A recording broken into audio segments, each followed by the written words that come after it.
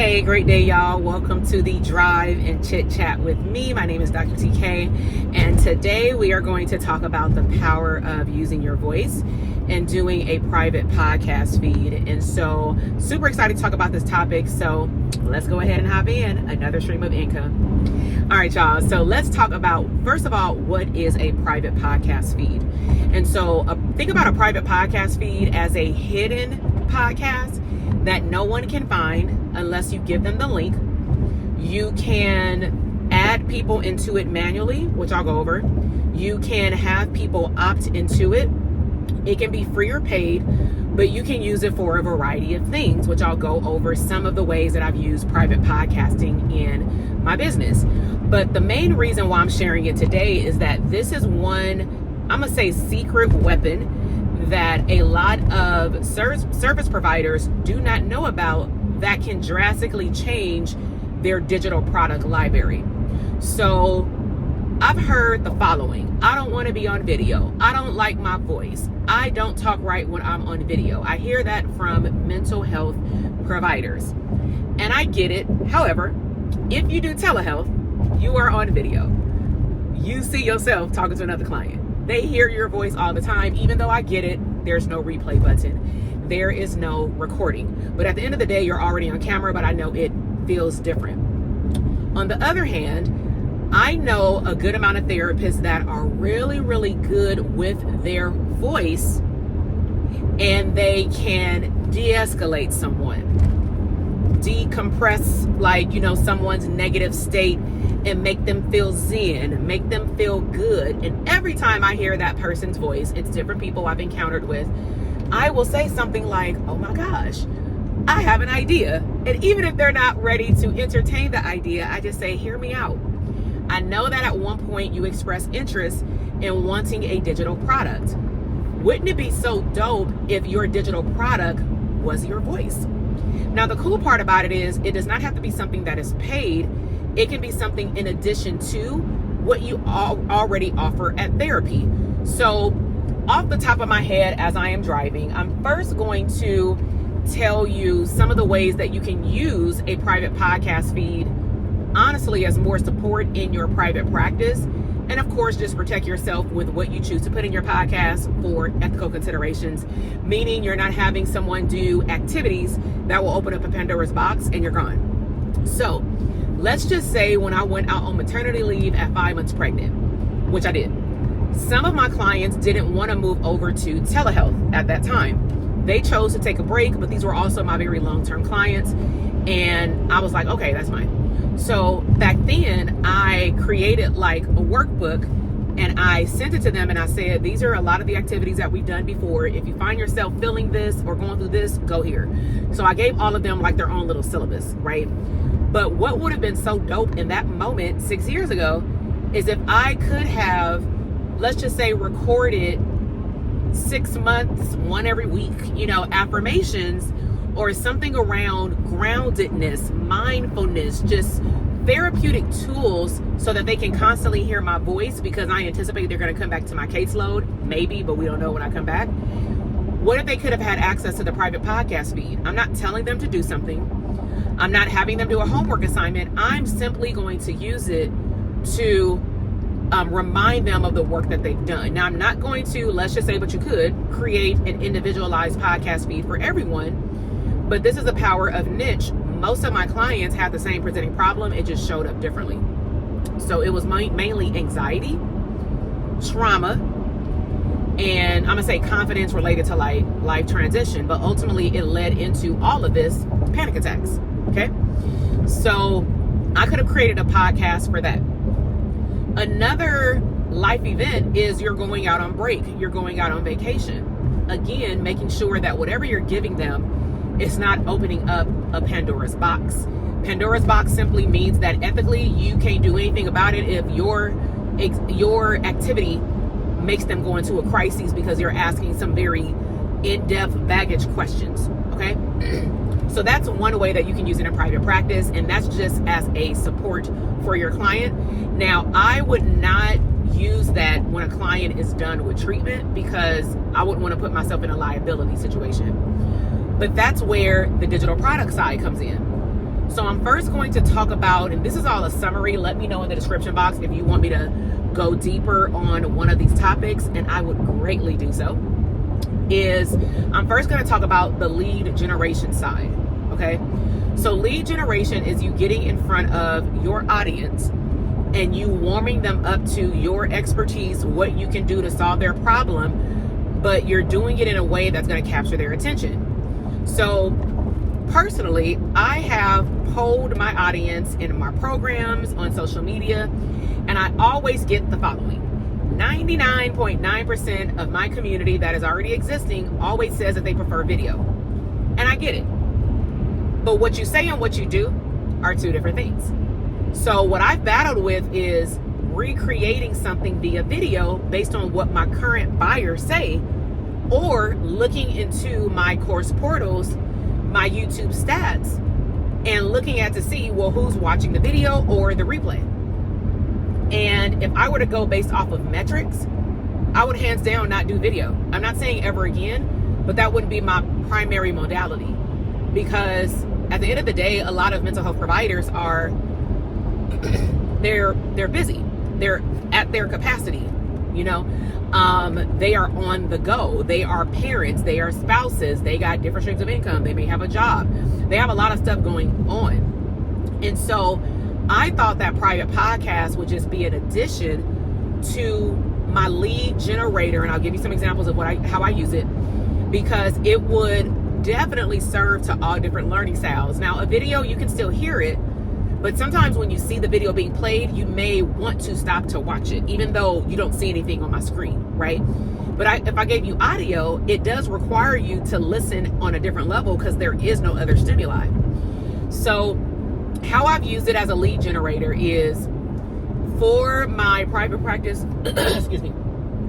for my private practice academy, I have had it where I do a live stream, like a series, and then I put the replay on a podcast. That's one way, because not everybody wants to sit in front of a screen. Another way that I've done it, and we're currently doing it like right now in 2024, is I pre-recorded the what I was going to talk about on the live stream, because think about it, when I go live, I have the interaction of the audience. I tend to talk back to my audience. And so what could have been 20 minutes on one segment turns into 40. So when I pre-record stuff, I get straight to the nitty-gritty. I tell them to look at the show notes in the podcast, and then eventually, if they want to join our program, they can take action. They can either enroll, or if the mechanism is getting on my calendar, that's what they do. But ultimately, I'm giving people the power not to feel like they can't get access to the information in the boot camp because they can't come to the live stream. Now, even though my live streams are on replay, again, some people have told themselves, I am a visual learner, therefore I must watch the video. Or if I can't come live, I'm not getting the information. And I really want to do some business therapy around that real quick and ask you, like, if you really want these goals and it's not presented in the way that you desire, but the information is what you need, why are you fighting learning and adapting to a new learning style? All it's going to do is embrace you to be a better business owner, right? So that's one way of lead generation. Another way that I have not tried, but I've talked to my clients about it, is a lot of my clients in the ebook area in digital products, they want to create an email list, which is great. And they want to give people, let's just say, some type of checklist before they get the actual product. And so what if somebody wanted to go over like level deliver, right? Like I over deliver. And what if they not only gave the checklist, but they also gave a link in the checklist? I'm gonna walk you through like a Canva, right? You go to one of the pages, there's a hyperlink on the PDF.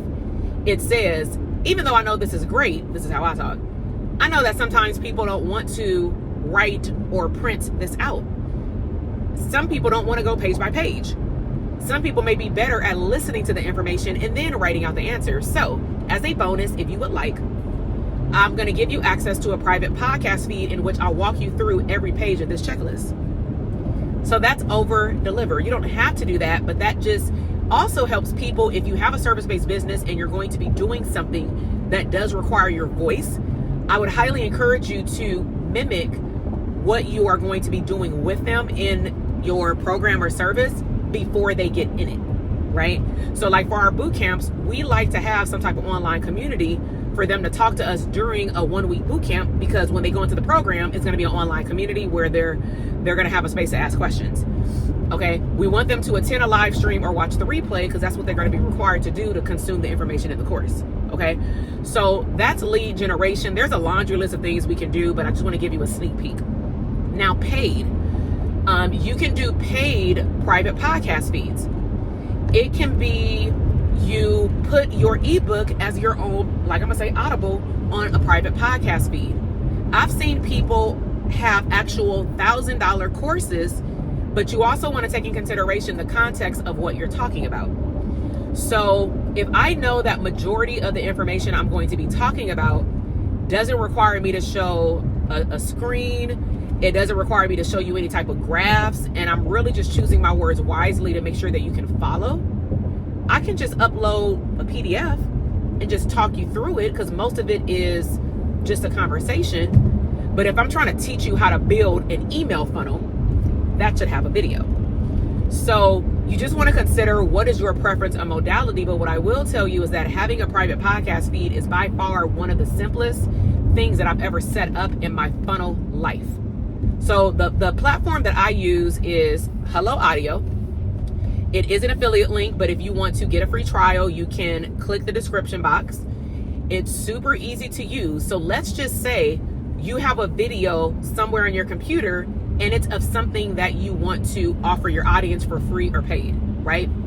Hello Audio has a mechanism embedded. I am not a coder, but all you have to do is drag over the, let's just say MP4 video, and let's just say it's already edited. You don't need to make any edits, right? You just want to make it raw.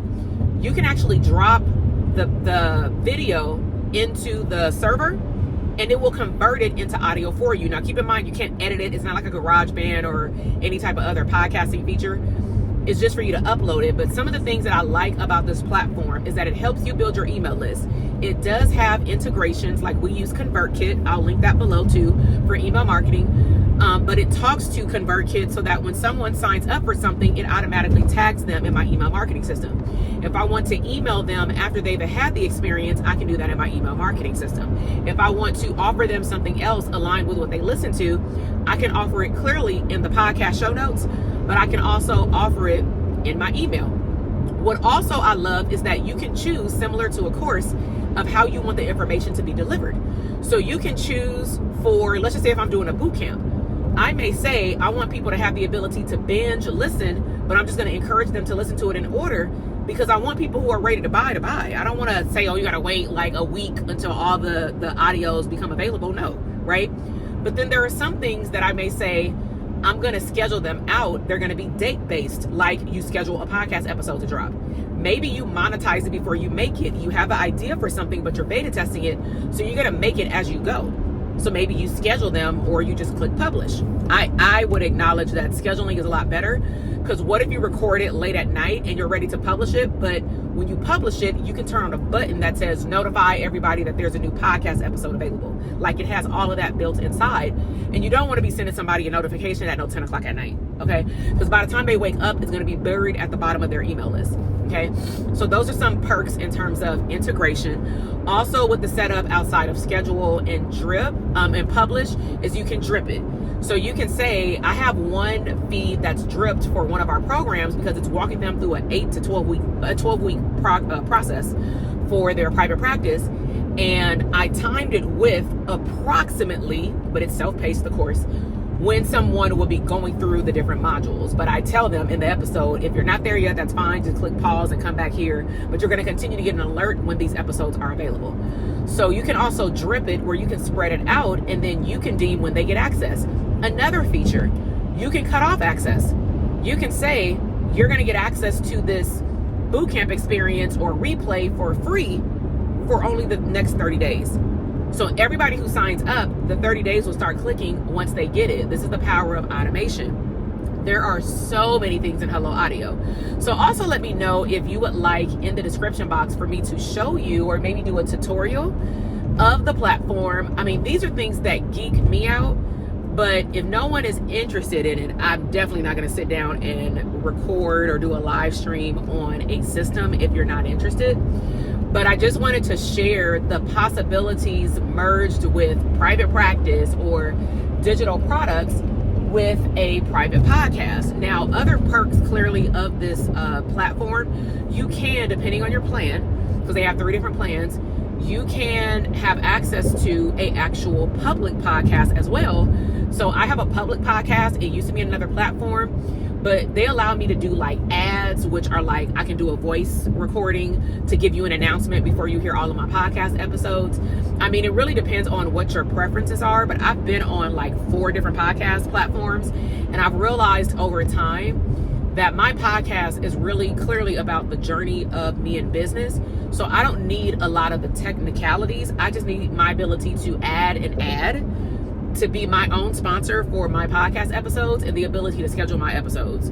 That's it, right? I like the stuff that I used to do. I'm no longer interested in doing anymore on podcasts. So again, the power of private podcast feed is that you could have things that warm your audience up. And again, there are a ton of different ways that you can use it for free lead generation, nurturing your current audience or clients, and then it also being a paid product. And they have a processor through Stripe and through PayPal, so you can set it up as a membership. You can make it, instead of going through these Instagram subscriptions, like no shade, you can say, you know what, but you got to market it. I'm going to create my own subscription, and it's going to be $4.99 for me to do X, Y, and Z, but you get 100% of those profits outside of like the Stripe and PayPal fees, right? So again, if you want to check out a free trial of Hello Audio, go ahead and click the description box. If you want to check out email marketing and the power of email marketing, I'm also going to link up a video to share with you that I recorded most recently around the power of email marketing and nurture campaigns that led to my business generating $1.8 million in 18 months because of the power of follow-up via email. So I'll make sure to link up any resources that would help you further your digital product suite.